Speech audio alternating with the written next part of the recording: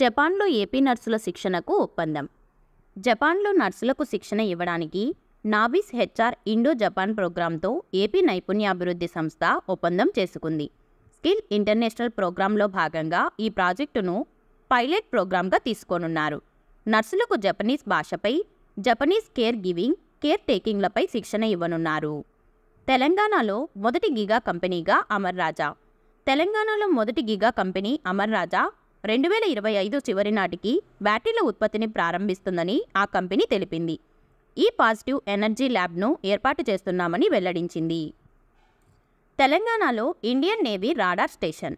Indian నేవీకి సంబంధించిన అతి తక్కువ ఫ్రీక్వెన్సీ కమ్యూనికేషన్ ట్రాన్స్మిషన్ స్టేషన్ను తెలంగాణలో ఏర్పాటు చేయనున్నారు. దీనికోసం వికారాబాద్ జిల్లా దామగుండం అటవీ ప్రాంతంలో 1174 హెక్టార్ల భూమిని నేవీకి అటవీ శాఖ అప్పగించింది. నౌకలు, జలాంతర్గాములతో సంభాషించేందుకు దీనిని నెలకొల్పనున్నారు. దేశంలో తొలి రాడార్ స్టేషన్ తమిళనాడులో ఉండగా ఇది రెండోది. హైదరాబాద్లో కాస్మోటిక్ మ్యానుఫ్యాక్చరింగ్ హబ్. దక్షిణ కొరియాకు చెందిన కాస్మోటిక్ తయారీ సంస్థ డూసన్ హైదరాబాద్లో కాస్మోటిక్ మ్యానుఫ్యాక్చరింగ్ హబ్ ఏర్పాటుకు ముందుకొచ్చింది. దీనికోసం 5,000 కోట్ల పెట్టుబడి పెట్టనున్నట్లు తెలిపింది. కంపెనీ ఏర్పాటుకు అనుమతులు ఇస్తామని మంత్రి కోమటిరెడ్డి తెలిపారు. దేశంలోనే తొలిసారి హెమోస్ప్రే టెక్నాలజీ వాడకం. దేశంలోనే తొలిసారి హైదరాబాద్లోని ఏఐజీ హాస్పిటల్ కొత్త టెక్నాలజీని అందుబాటులోకి తెచ్చింది.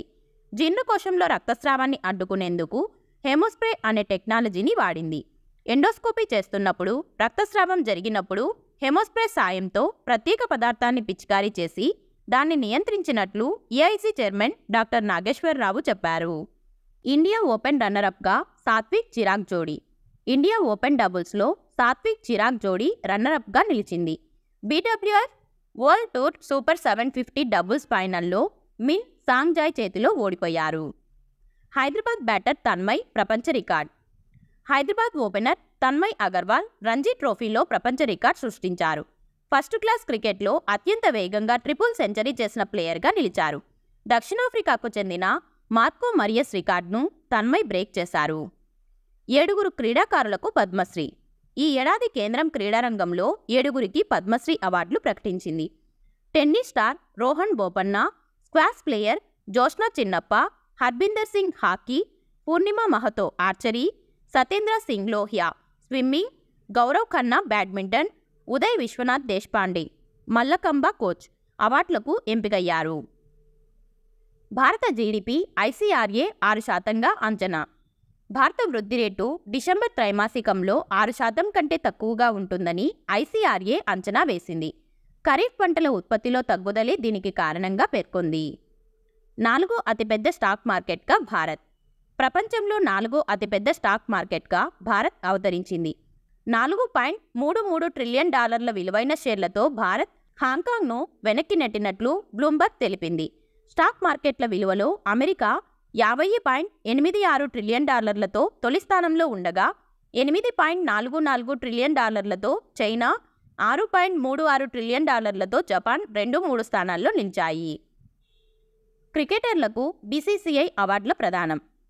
టీమిండియా క్రికెటర్ శుభ్మన్ గిల్కు 2022-23 సంవత్సరానికి గాను బెస్ట్ ఇంటర్నేషనల్ క్రికెటర్గా పాలీ ఉమ్రిగర్ అవార్డును బీసీసీఐ ప్రదానం చేసింది.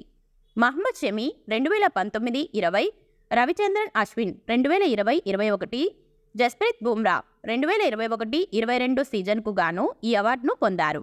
బెస్ట్ ఉమెన్స్ ఇంటర్నేషనల్ క్రికెటర్గా దీప్తి శర్మ 2022-23, 2019-2020 నిలిచారు.